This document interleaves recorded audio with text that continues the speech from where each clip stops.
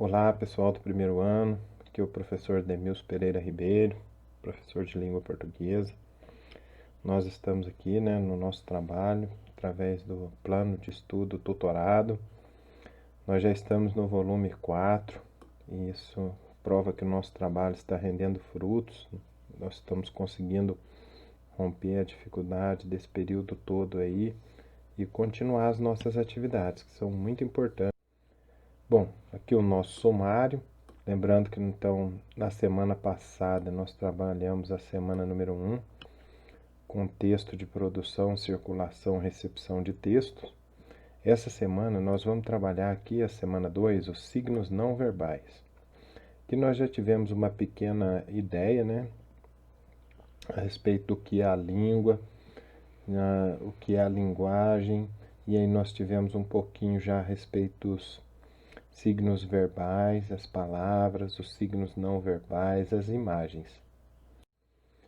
Então, nessa semana 2, nós vamos continuar o nosso trabalho a respeito da linguagem e da língua, mas o nosso foco agora são os signos não verbais, os sons, os ícones, as imagens, os grafismos, os gráficos, as tabelas.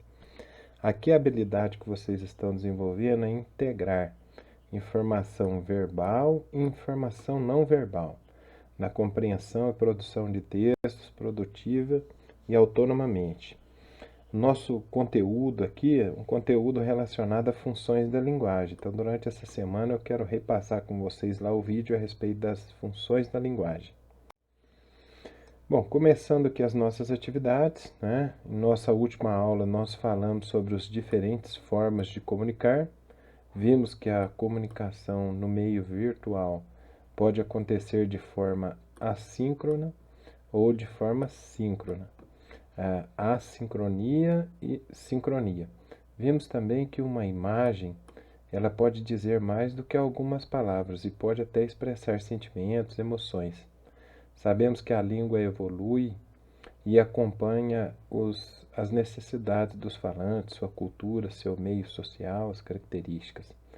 Aí na aula passada nós já falamos um pouquinho a respeito das variações linguísticas, que eu falei para vocês também, que é muito importante, muito cobrado no Enem, nos vestibulares. Elas constituem o que? A diversidade social e cultural de uma comunidade.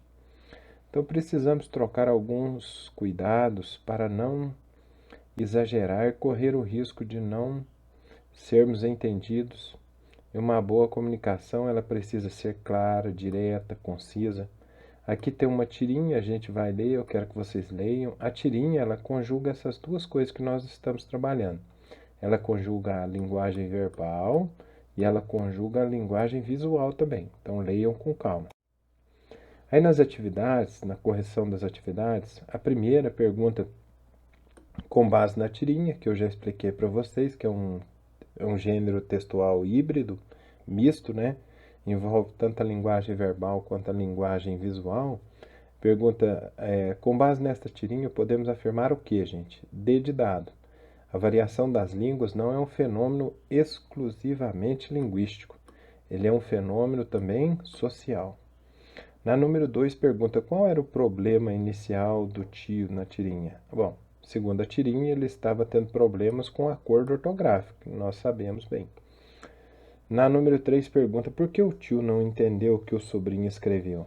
A nossa resposta, para a gente construir junto, porque o sobrinho ele usava uma linguagem muito informal e abreviando a maioria das palavras, de maneira que tornava a comunicação confusa. Agora, partindo aqui para o texto 2, nós temos aqui uma crônica publicada num site muito legal, que é o Recanto das Letras. Aí vocês vão ler com bastante calma, se puderem grifar. E aí nós vamos para a correção das atividades. A número 1 pergunta, esse texto pode ser classificado como crônica. Inclusive, é importantíssimo que vocês observem, está na referência do texto, que é uma crônica publicada no Recanto das Letras. E outra, olha aqui a número 2. A crônica se caracteriza por ser, nós estamos estudando gêneros textuais, um gênero textual o quê? Letra A. Narrativo marcado pela brevidade, narra fatos históricos em ordem cronológica e acontecimentos cotidianos. A número 3, ela pergunta-se qual a crítica que o autor faz para as pessoas que estão no shopping. A resposta nossa é o quê, gente? As pessoas não largam o celular nem quando estão se alimentando. A número 4, em qual momento do texto o autor se surpreende com o uso do WhatsApp? Aí a nossa resposta é naquele momento do texto que diz assim: o que mais me surpreende nessa moçada do celular é a rapidez e a eficiência com que digitam suas mensagens. A número 5, qual era o medo do autor? A nossa resposta é: ele tem medo de perder o encanto em coisas naturais, o dia de ar puro, a noite de lua e as estrelas. E a 6, por que o autor afirma que as pessoas me olham como se eu fosse um ser primitivo, o homem das cavernas que fala? Resposta: pois ele não sabe usar o celular, nem envia mensagens pelo WhatsApp. Pessoal, essa é a nossa segunda semana de atividades do PET, volume 4. Espero que vocês estudem bastante, caprichem no caderno, coloquem a data certinho para quando a gente se reencontrar aí, poder até lembrar, né, com a data no caderno, as atividades. Ok, pessoal? Estudem bastante, um abraço, fiquem com Deus, até a próxima.